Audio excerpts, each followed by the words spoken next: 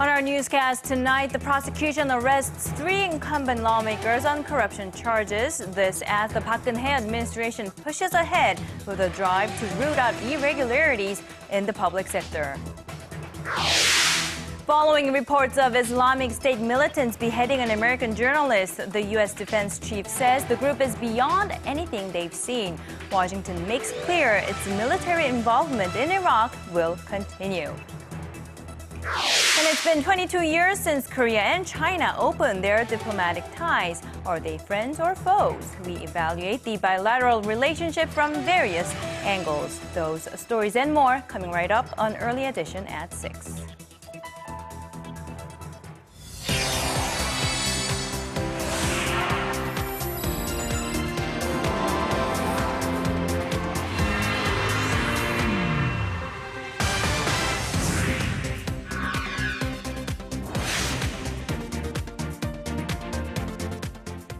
It's 6 in the evening on Friday, August 22nd, here in Korea. Live from Seoul, I'm Hyun-yong. And I'm Daniel Chen. Thank you for joining us.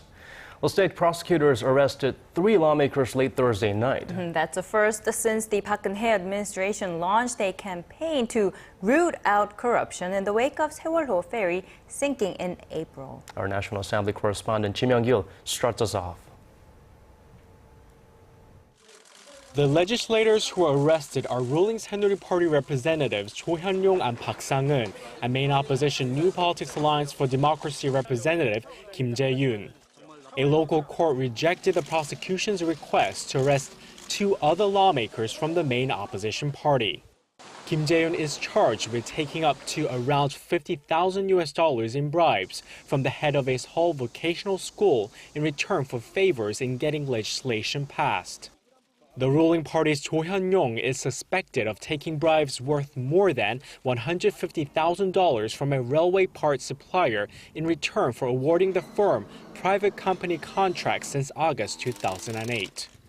Park Sang-eun has been under suspicion of taking nearly $600,000 from his former company in violation of the political funding law and covering up his illegal funds. Advocates of the government's anti-corruption drive say these arrests show the government is more than willing to track down cases of corruption and punish those involved. The government pledged to eradicate corruption in the wake of April's ferry accident, as it was found that corrupt and collusive ties between government officials and businesses played a large role in the sinking. But it's a double-edged sword. If the lawmakers are found guilty, it will show that representatives in the National Assembly have taken money from people, organizations, and private companies in return for influence in Parliament. Ji Myung-kil, Arirang News. North Korea will send 273 athletes and staff to the upcoming Asian Games, set to begin on September 19th in Incheon, South Korea. That's 80 people fewer than originally planned. Seoul has accepted Pyongyang's proposal to discuss the details of its participation via an exchange of letters. The message was delivered by a small North Korean delegation that was in Incheon to attend the draw for the Asian Games football tournament. The North did not comment on previously announced plans to dispatch a cheering squad to the event. The UN Committee on Racial Discrimination has begun a review of such practices in Japan for the first time since 2010. Now this as reports of hate speech against foreign residents, including Koreans in Japan, have come to the committee's attention. Kim Hyun-bin has the details. The United Nations Committee on the Elimination of Racial Discrimination has begun a review of concerns about hate speech against Koreans residing in Japan to determine if the country has violated the international convention aimed at eliminating racial discrimination. The review comes amid reports of anti-Korean protests on the streets of Japan, as Korea and Japan are dealing with tense diplomatic relations over historical issues. The committee has expressed particular concern about reports of a right-wing group that was said to have used racially derogatory terms against Korean residents in Japan. The committee has also urged the Japanese government to pass a new bill to bring its laws into line with the convention. Although Japan is party to the convention, it does not have a law that bans racial discrimination, including hate speech. Korean nationals in Japan say there is an urgent need for a new policy, as their rights are being violated. Our biggest goal for the Japanese government is to pass a bill banning racial discrimination. Tokyo says it must first determine whether a new policy will conflict with its freedom of speech laws. The International Convention took effect in 1969, and it requires parties to outlaw hate speech. Kim Jae-yun, Arirang News. Following reports of Islamic State militants beheading an American journalist, the United States says it will stick to its commitment to bring the group to justice. The U.S. Defense Chief says the group is beyond anything they've seen. Our Son Jung-in has more.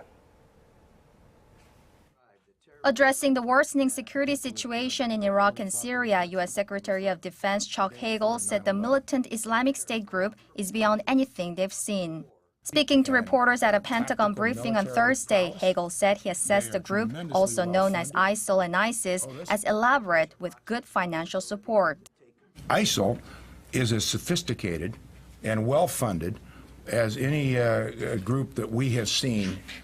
They're beyond just a terrorist group. Along with Chairman of the Joint Chiefs of Staff Martin Dempsey, Hagel stressed that U.S. military involvement in Iraq will continue with the help of other allies, as the long-term threat from IS is more dangerous than that of any other terrorist group. He noted that combating the militant group will ultimately require political reform in Iraq, but added that it is possible to contain them as the group seems to have lost momentum. He also said IS would eventually have to be defeated. Regarding the mission to rescue American hostages, including journalist James Foley, who was captured by the group last month, Dempsey defended the operation, describing it as flawless. He said they failed to recover the hostages because they had been moved to a different area. The officials said the U.S. will not relent in their efforts to bring their citizens home and their captors to justice. Son Jung-in, Arirang News. The world is seeing some light at the end of the Ebola tunnel. Hopes are rising that the world may be one step closer to having a vaccine for Ebola, as 2 Americans who contracted the deadly virus in Liberia have survived and have been discharged from the hospital. Doctors have assured they no longer pose a threat to the public. Our Connie Lee reports. 2 U.S. aid workers are now clear of the Ebola virus. Dr. Kent Brantley and Nancy Reipel have been released from Emory University Hospital in Atlanta after spending nearly 3 weeks in isolation. Today is a miraculous day. Dr. Brantley, with the medical team that treated him, was greeted with applause at a news conference on Thursday, the day of his release. I'm thrilled to be alive, to be well, and to be reunited with my family. Nancy Reipel was quietly released from the hospital on Tuesday. Doctors say the patients went through rigorous treatment and testing with the experimental drug called ZMapp. And according to the doctors, they now pose no risk to the public. The medical staff here at Emory is confident that the discharge from the hospital of both of these patients poses no public health threat. The 2 Americans were both missionaries working in an Ebola ward in Liberia when they were infected with the virus. Soon after, they were flown from Liberia to the hospital in the United States, making them the first human patients with Ebola to ever come into the country. These 2 may have survived, but the outbreak continues to take a toll. The World Health Organization says more than 2,400 people have been infected, and more than 1,300 people have died since the outbreak was first found in West Africa back in March. So there's a continued plea to help stop the ongoing outbreak. I am forever thankful to God for sparing my life. Please continue to pray for Liberia and the people of West Africa. Connie Lee, Arirang News.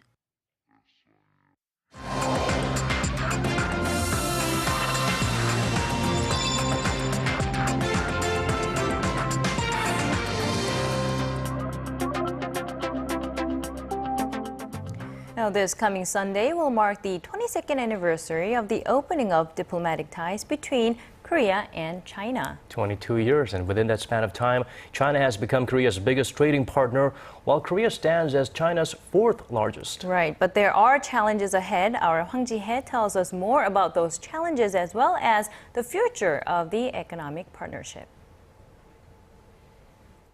In a little over 2 decades, Korea and China saw their trade volume increase 35-fold to over $220 billion. Now, China is Korea's biggest trading partner in terms of imports and exports, exceeding the United States and Japan and taking up more than a quarter of Korea's total exports. Korea is also China's fourth largest trading partner. But a recent slump in Korea's shipments to China that plunged 7% in July, marking the third straight month of decline, point to some challenges ahead. The drop is coming from the slide in Chinese outbound shipments as Korean firms largely export intermediary goods to China. But aside from this kind of temporary reason, Chinese firms are now improving their own supply capacity as well. Adding that old business strategies will no longer sustain shipments to China, experts say the focus should now be on producing high-quality finished goods. The Korean government is also joining efforts to sustain trade flows that make up half of the nation's output. Earlier this week, President Park Geun-hye asked Jack Ma, the executive chairman of Chinese e-commerce giant Alibaba, to help Korea's small and medium-sized enterprises expand into China's online market. Still, there are opportunities that could lead to a pickup in exports to China. Negotiations for the Korea-China Free Trade Agreement are in the final stages, and the deal is expected to take effect as early as next year. The trade pact could boost exports to China. Experts said the popularity of Korean television soap operas and films in China will make it easier for local exporters to overcome uncertainties in the world's second biggest economy. Ji Myung-kil, Arirang News. So it seems like the bilateral ties, at least on the economic front, have grown significantly in recent years. Right, but how have the overall general ties between the two countries changed, and what are some of the challenges there? For more, our Foreign Affairs Ministry correspondent Hwang Sang-hee joins us in the studio. Welcome to the newscast. Good evening, guys. Well, Sang-hee, I think it's fair to say that South Korea and China have grown significantly under the leadership of Xi Jinping and President Park Geun-hye. What do you think? Where do we think we could go from here on? Could you walk us through how we've got to this point in time so far? Of course. Well, the numbers prove it. 6 out of 10 South Koreans believe that relations with China got better under President Park Geun-hye, according to a poll conducted by the Asan Institute for Policy Studies on 1,000 South Koreans earlier this year. Now, the move that got everyone talking, of course, was President Xi's decision to visit Seoul before visiting Pyongyang, and he became the first Chinese leader ever to do so. And adding to the symbolic significance of the trip was a handful of security and defense-related agreements, including one to hold high-level security talks on a regular basis and set up a military hotline within the year. Now, previously, relations between South Korea and China were just limited to economic cooperation. Right, and we cannot not talk about North Korea here, and it's a key area where South Korea needs China's support, and we are seeing a change in China's stance, aren't we? Of course, China is taking a stronger stance on North Korea following its third nuclear test last year, visibly cutting off its traditional pattern of pampering Pyongyang with financial and political support. But that doesn't mean China will shut out North Korea altogether. Now, it will continue to engage in dialogue. It did that. The two allies talked for nearly 2 hours on the sidelines of the ASEAN Regional Forum in Myanmar earlier this month. And experts say China's North Korea policy will never fundamentally change. Well, President Xi did put... Under the current structure of strategic competition between Washington and Beijing, the strategic value of North Korea is very high. Therefore, China does not trust North Korea and is very frustrated, but absolutely has no plans to shut it out. Well, so China is not taking sides. Rather, it's trying a balanced approach on the two Koreas, I think. Well, President Xi did put some emphasis, great emphasis on Japan's historic denials. But we hear there could be a China-Japan summit coming soon in the coming months. So how does that change the dynamics? How does that factor in the current state of affairs? Well, countering Japan's historical denials is definitely one of shared agendas between China and South Korea. And Xi Jinping definitely put a huge emphasis on that when he visited South Korea in July. Let's take a look. In the first half of the 20th century, Japanese militarists barbarously invaded China and Korea, swallowing up Korea and occupying half of the Chinese mainland. But movements in China-Japan ties are a nail-biter for officials in Seoul. Foreign ministers from China and Japan met for talks during the ASEAN Forum, and there is speculation they discussed a possible summit in November on the sidelines of APEC summit in Beijing. Analysts that I've talked to do expect to see the two leaders sit down for talks, and if that happens, it could leave South Korea out in the cold. And to prevent that, President Park should decrease her dependence on Beijing.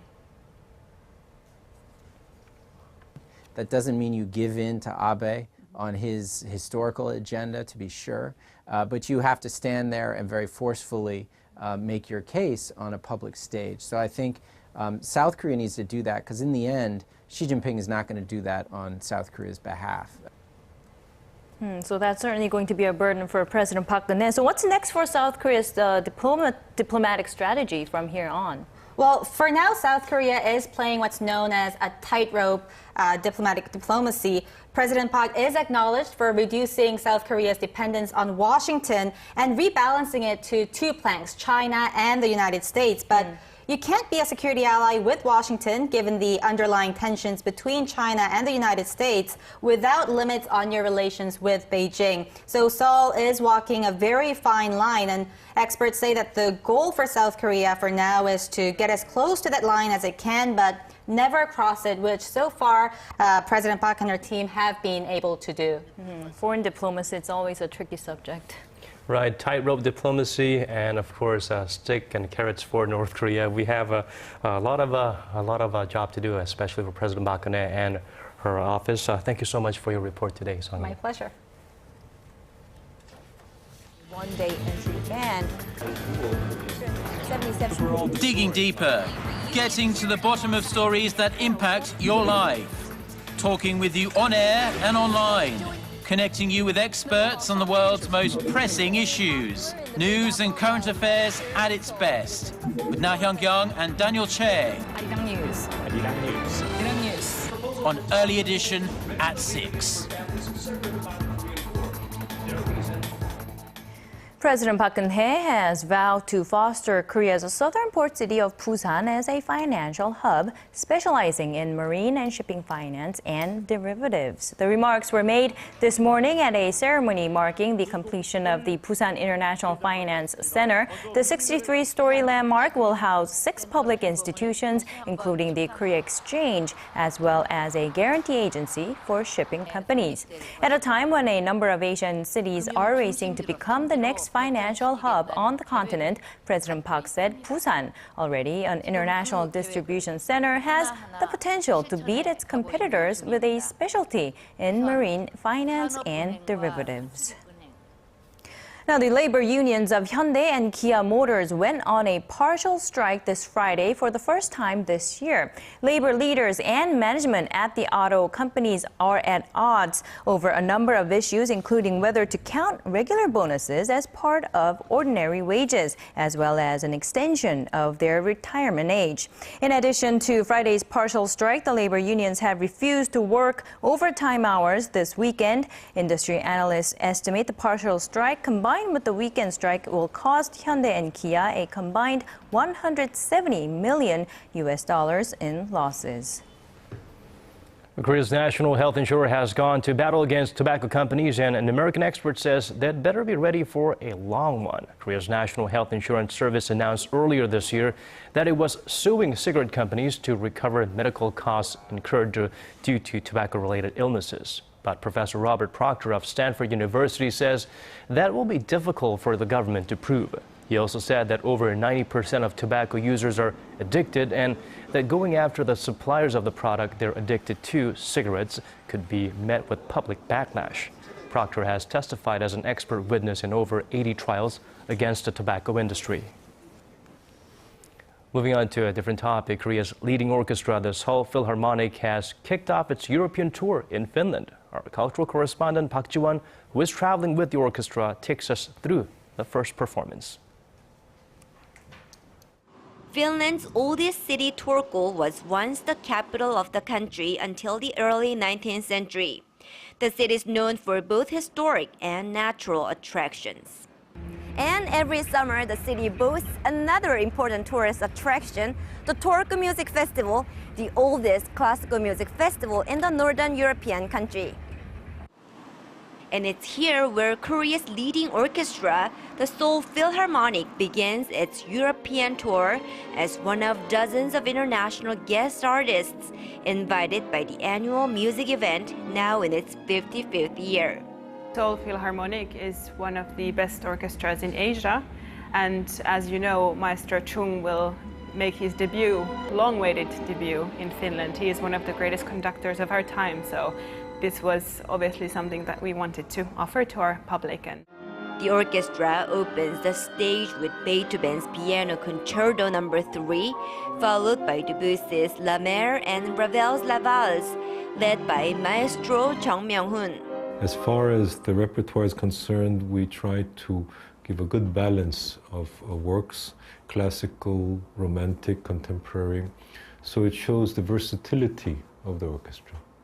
Audience members raved about the performance by one of Asia's top orchestras, which traveled a very long way to take the stage. First of all, I want to say it was beyond words. It was so good. It's awesome. I mean, it was once in a lifetime you get to experience something that's perfect. I would like to go after then when they're going to have next concert wherever they have it. They are so fantastic. The Seoul Philharmonic Orchestra will continue their tour with performances to be held in Austria, Italy, and Great Britain. Park Geun-hye, Arirang News, Turku. We're going to talk about movies. Korean period blockbuster Roaring Currents, not exactly the most entertaining of the movies out there, but it is doing great in Korea, smashing record after record on the domestic box office charts for a good reason. Adding your 2 cents there. The grand success of the movie is also driving sales of books about Korea's most revered naval hero, Admiral Lee Sun-shin. Our Shin Se-min has this story. Over 15 million tickets sold and still counting. The movie Roaring Currents has roared past its competition to claim sole possession as the highest-grossing film in Korean history. Choi Min-sik, who plays Admiral Lee Sun-shin in the period film, says he still can't fully digest all the attention. This is all surreal to me. I'm glad that the movie was able to open up ground that allows different generations to come together. Korea's most watched movie of all time hasn't just been a hit on the silver screens. The craze has permeated into other industries, leading to increased sales of books and even modules related to Admiral Lee. Miniatures of the battleship used during the battle have tripled in sales at this specialty shop, and interest is growing.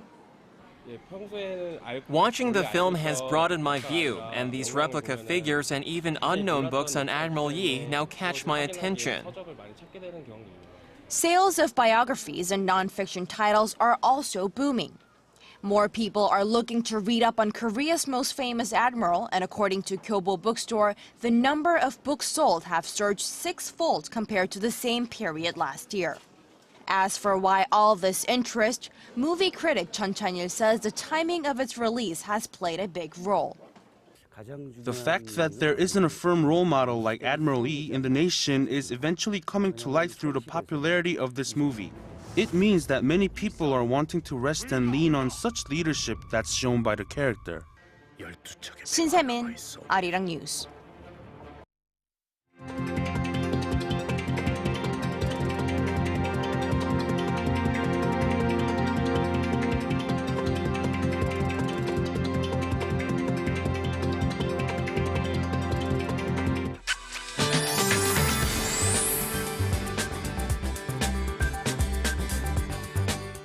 And it's time now for the latest weather forecast. And for that, we turn to our Michelle Park at the Weather Center. Michelle?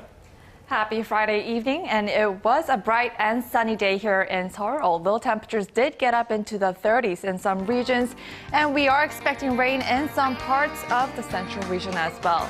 Now tomorrow looks like it'll be another gorgeous sunny day nationwide with similar temperature readings to today, but higher, along with some high UV levels. Now, however, we could see rain on Sunday, starting in the southern regions, including Chungcheong-do provinces and Jeju Island, which will expand nationwide on Monday. Now, going over to our temperature readings. Seoul will top out the Saturday morning at 22 before reaching up to 30 in the afternoon. Meanwhile, the southern cities such as Daegu and Busan will top out at 32 and 29 degrees. And moving over to other regions, Jeju Island tops over to 28, while Dokdo hits 27, while Mangkang tops out into the 30s. Well, that's all for now. I'm Michelle Park Geun. Back to you guys. Thank you for that, Michelle. And that's all we have for you for this week. Thank you for staying with us. To our viewers in different time zones, have a wonderful day. This has been Daniel Che. And I'm Hyun-yong, wishing our viewers a happy weekend. Daniel and I will be back on Monday.